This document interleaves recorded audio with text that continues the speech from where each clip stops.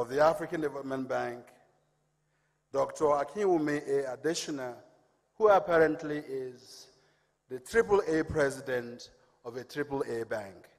Welcome, Mr. President.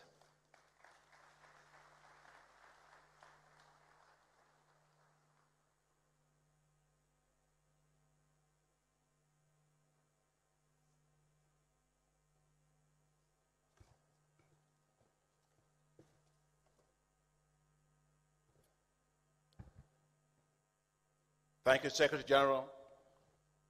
Your Excellency, Dr. William Samuel Ruto, President of the Republic of Kenya, and our host. And I was thinking about how to really get your try to right this morning. Congratulations on your trip to the United States, which was a wonderful state visit you had, but you came back with a new title. And it was called, by President Biden, the major non-NATO ally. So you're going to start putting that behind your name, Mr. President. Thank you for welcoming us to Kenya. Your Excellency, Denis Sassou Nguesso, President of the Republic of Congo. Your Excellency, Paul Kagame, President of the Republic of Rwanda. Your Excellency, Emerson Dambudzo Mnangagwa, President of the Republic of Zimbabwe. Your Excellency Mohamed Yunus Al-Menfi, President of the Presidency Council of the Government of the National Unity of the State of Libya. Your Excellency Hassan Sheikh Mahmoud, President of the Federal Republic of Somalia. Your Excellency Musa Faki, my dear brother, Chairperson of the African Union Commission. Your Excellency Prosper Bozum Mbaza, Vice President of the Republic of Burundi, representing His Excellency President Evariste Ndayishimiye. Your Excellency Sarah Kungogelwa Amandila, Prime Minister of the Republic of Namibia, representing His Excellency President Nangolo Umumba. Your Excellency Ali Lamin Zain, Prime Minister of the Republic of Niger and a former staff of the African Development Bank. Your Excellency Alexandre Baro-Chambrier, Vice Prime Minister of the Republic of Gabon. Your Excellencies representing heads of state and government. Your Excellency Joachim Chissano, former President of the Republic of Mozambique. Professor Njuguna Ndungu, Cabinet Secretary of the Treasury of Kenya and Chairman of the Board of Governors of the African Development Bank Group. Your Excellency, I have two friends here because you asked us to work together globally. I'm delighted to be joined here by two of my colleagues that are presidents of multilateral development banks.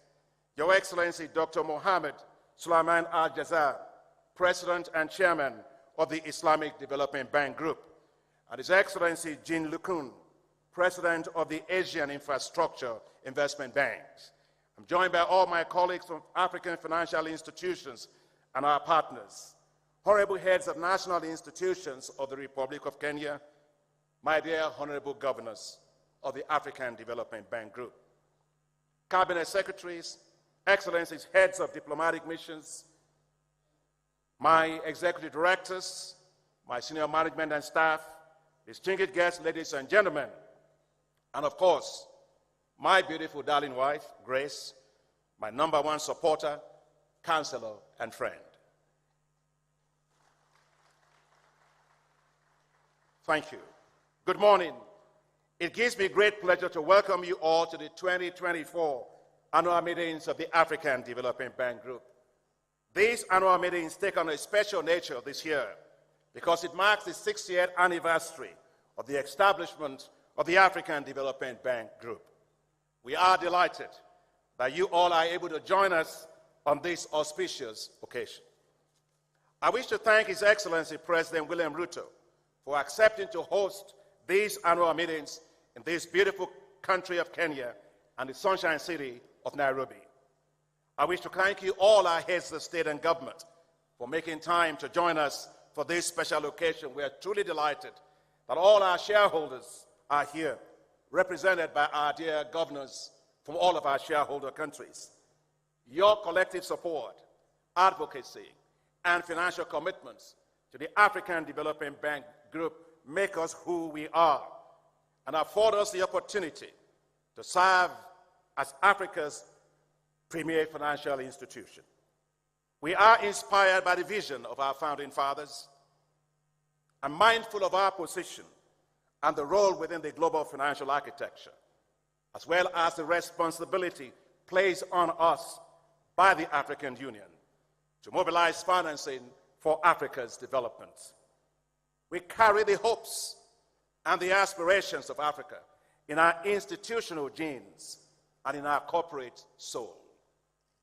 As we gather today, we do so against the backdrop of major global challenges, including heightened geopolitical tensions, the disruption of global value chains, rising food and energy prices, increasing debt service payments, and, of course, climate change.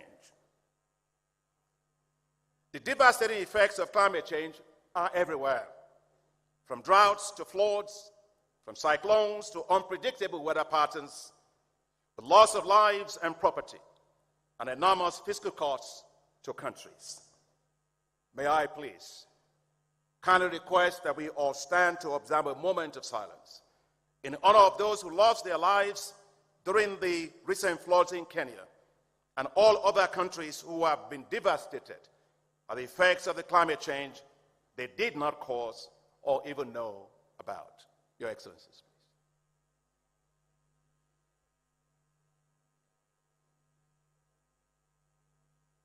Thank you very much. May their souls rest in peace. Even as we remember them, we must be resolute about taking decisive action to build more climate-resilient economies.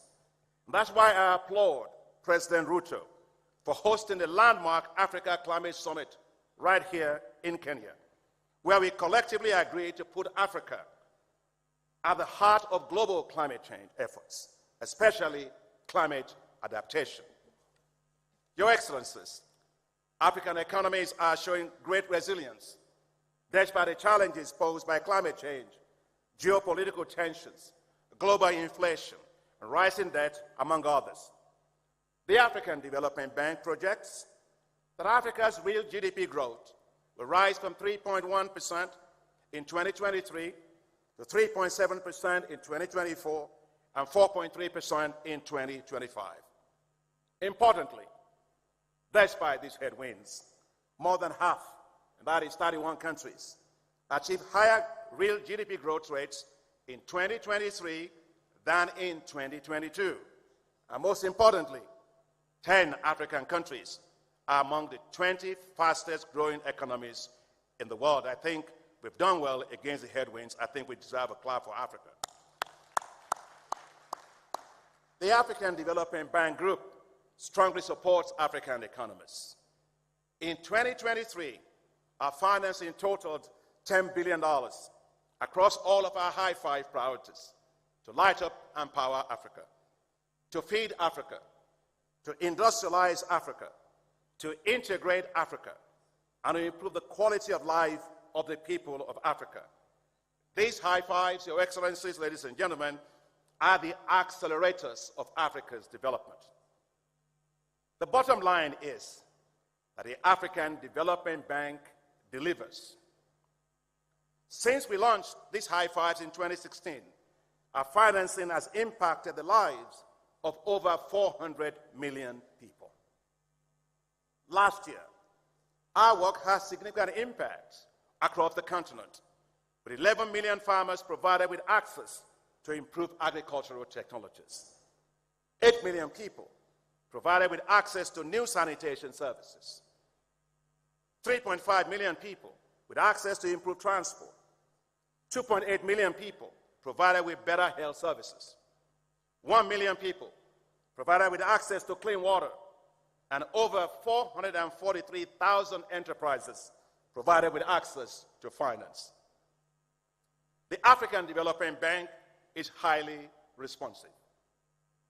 When the Russian war in Ukraine erupted, it posed tremendous food security risks to Africa. To forestall a crisis, the bank launched a $1.5 billion emergency food production facility to rapidly support African countries in their ambition to reduce food dependency over a 2-year period. As of April 2024, we have approved loans and grants of $1.496, to be precise, billion for this emergency food production in 35 countries. We also got help and support from our shareholders, $3 million of additional support from the government of Japan, the government of the United States, Norway, Germany, and the Netherlands. We have therefore fully committed $1.8 billion to 35 countries. I am pleased to report, Your Excellencies, dear governors, that we have reached 10.5 million farmers and supported the production of 26 million metric tons of food, valued at $10.79 billion, or 90% of our target market value, and we still have about 2 seasons to go. Your Excellencies, dear governors, the African Development Bank is a strategic partner of choice, trusted by countries. Right here in Kenya, when I came to see His Excellency President Ruto, he talked about our support making a huge difference at the State House. As he mentioned to me, President Ruto mentioned to me that when I visited, he says, thanks to the African Development Bank, we increased the number of households in Kenya that have access to connectivity to electricity from 2.5 million to 10 million by 2023. Thank you for that testimony, Your Excellency, Mr. President. On one of my trips to a village where the bank supported last-mile connectivity for low-income households, a lady whose name was Grace, and that's not Grace, my wife, because she's also Grace, told us about the impact of our work. When asked if she knows Dr. Adesina as I was walking in front of her, she said no. When asked if she was aware that the African Development Bank, as President Ruto was saying, financed the project, she said no. All I know is we once were in darkness, now we have light. Our impact is felt where it matters most, in the lives of the people we serve day and night. The African Development Bank has consistently invested in infrastructure. In the past 9 years, we have invested over $50 billion in infrastructure projects on the continent, by far the largest investment of any multilateral development bank or institution.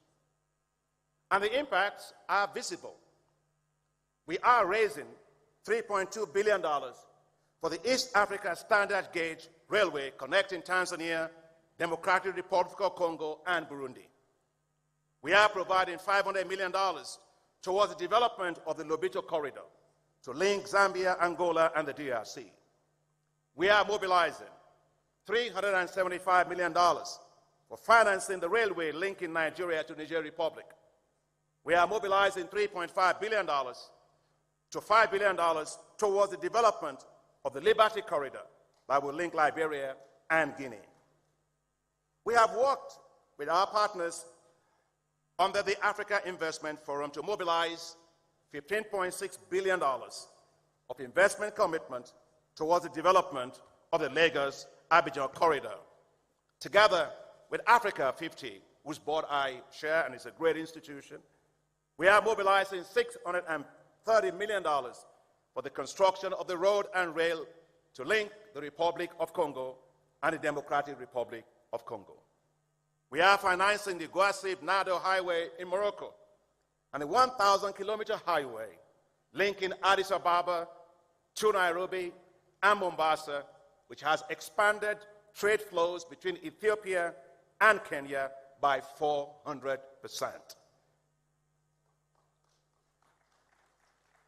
That's who we are, a solutions and impact-driven bank. The African Development Bank, your bank, is in very strong financial shape. We have maintained our AAA rating the only AAA-rated financial institution in Africa by all global credit rating agencies. The bank posted strong financial records for the year 2023. First, income from loans and treasury investments increased from $775 million in 2022 to $1.73 billion in 2023, an increase of 123%.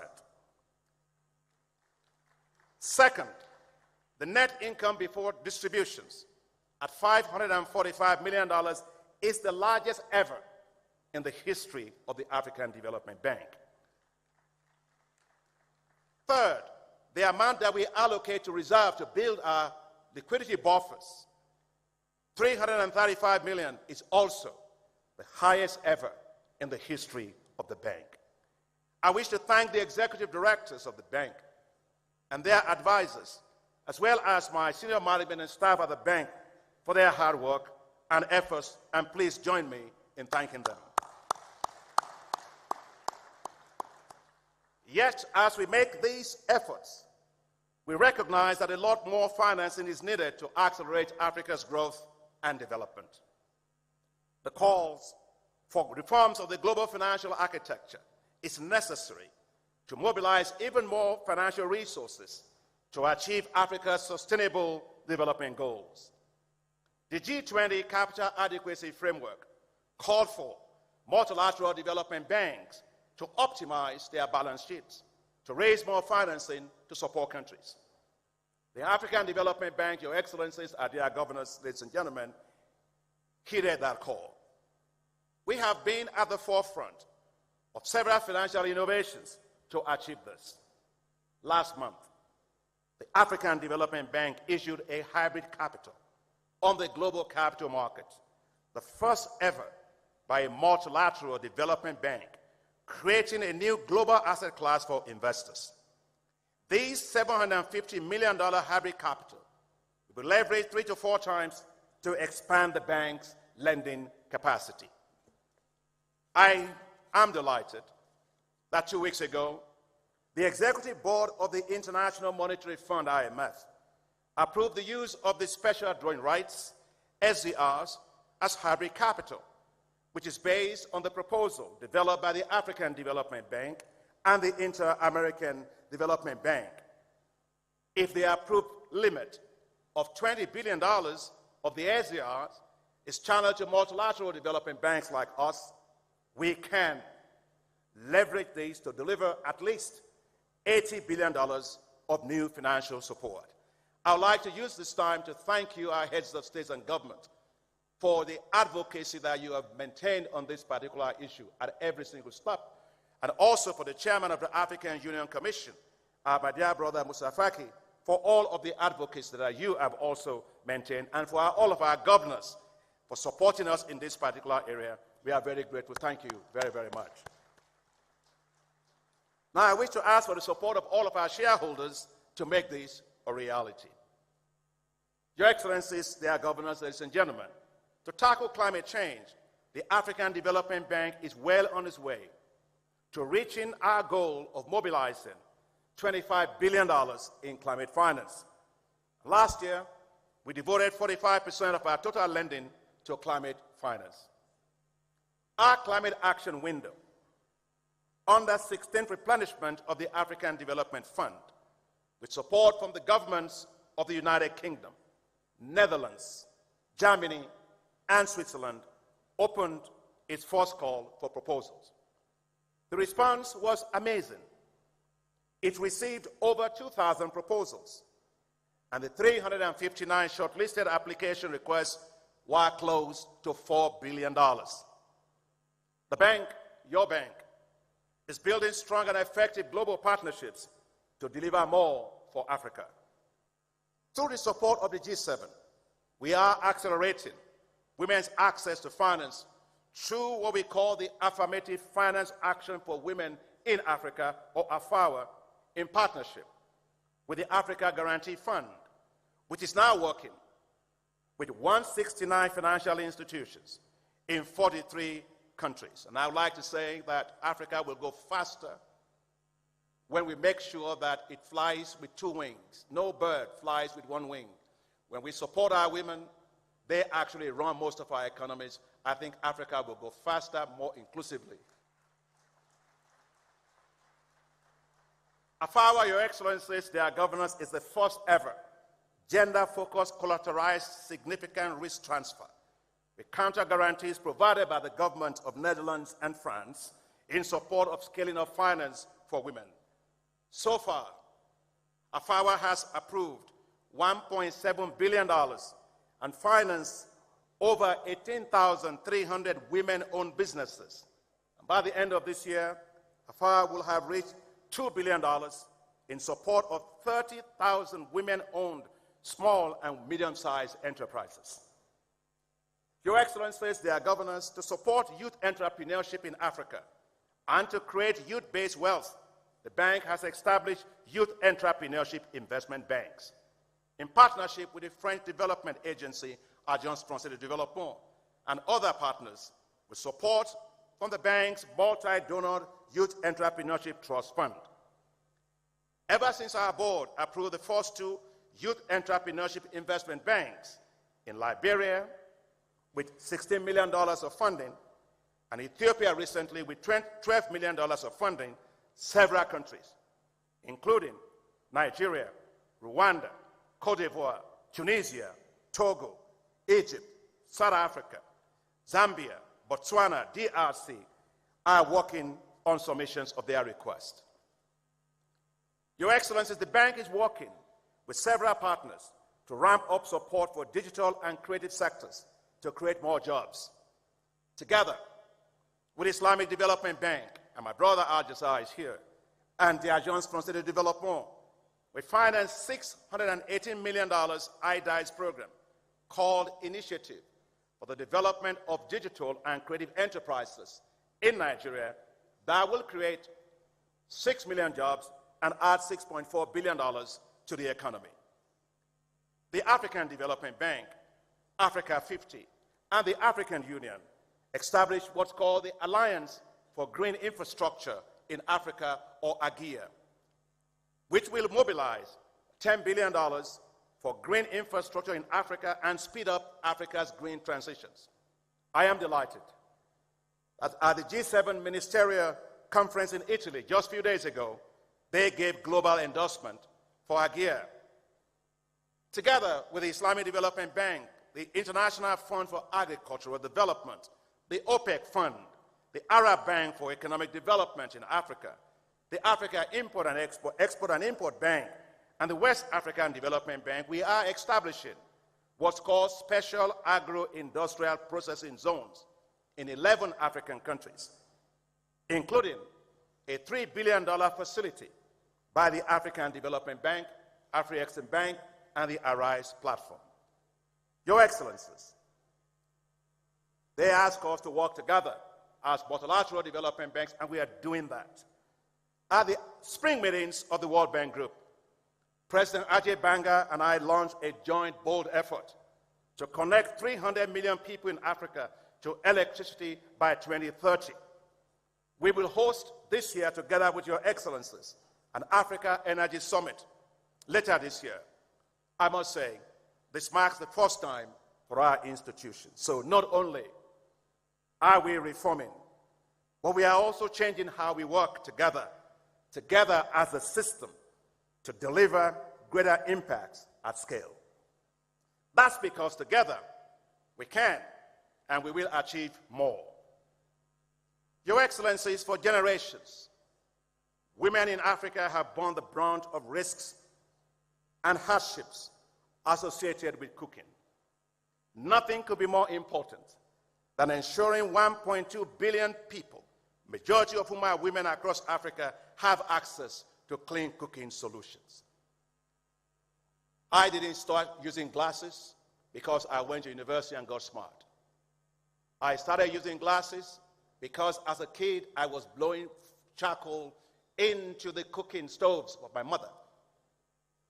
And when she bought a cooker for which we can turn on the gas, it was blue, I had to invite my friends to come and see it. In fact, I was turning it on because of the smell, because it was so different. from the kind of smell that I used to have. So when we are talking about energy transitions, that is the kind of transition some of us have gone through. And therefore, I believe no woman and no child should ever have to die from the risk associated with smoke inhalation and other hazards. Because today, we lose 300,000 women for trying to cook a decent meal. Another 300,000 of their kids dying for trying to cook a decent meal. Enough is enough. It's not just about lighting a stove, it's about life itself. It is about dignity for women. And it's about protecting the environment from massive deforestation and a reliance on biofuel, biomass, firewood, and charcoal. And that's why I was honored and privileged to co-chair the Clean Cooking in Africa Summit with Her Excellency Samia Suluhu Hassan, the President of the Republic of Tanzania, who did a marvelous job, His Excellency Jonas Thor, the Prime Minister of Norway, and Dr. Birol, the Executive Director of the International Energy Agency. The African Development Bank led the way by committing to provide $2 billion towards clean cooking solutions for women over the next 10 years. I am delighted that the summit in Paris raised an additional $2.1 billion in commitments, bringing the total commitments to clean cooking to $4.1 billion, a historic achievement and a testament to the power of partnerships. Thank you very much. I thank you, all our shareholders across all 81 member countries, for providing us the support and the resources we need to serve Africa better. With your continued support, we will drive a bolder, bigger, and better agenda for Africa. I thank you, our partners, for joining your hands with ours as we deliver more together for Africa and as we have done for the last 60 years. I thank you, our dear heads of states, your excellencies, heads of state and government, as you lead and as you show passion and commitment to the African Development Bank Group, to our continent, and for your generosity towards our efforts with you in your countries. I thank you, our boards of directors, for always mobilizing support for us in your countries and for relentless efforts you make to back our innovations and initiatives. I thank you, our boards of directors, for your strong oversight and support. And I thank you, my staff and colleagues, for being the best staff one could ever hope for. When I was recently interviewed, I was asked, what will I miss the most at the end of my 10-year term next year? I didn't have to think far. I said, my staff.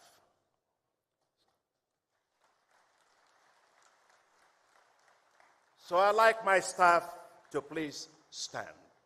All my staff to stand.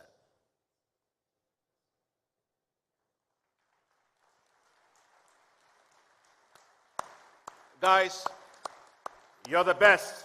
Thank you for all that you do every single day. Please sit down. Together, let's all drive Africa's development forward, relentlessly, innovatively, and in more impactful ways. I remember when you elected me in 2015, I said at the time that this is not a job. This is a mission. After all, nothing could be more important than somebody being given the responsibility and the resources to go and change the place of our birth. So let's continue to make a difference, and let's continue to make Africa proud. Thank you all. God bless you all. Asante sana.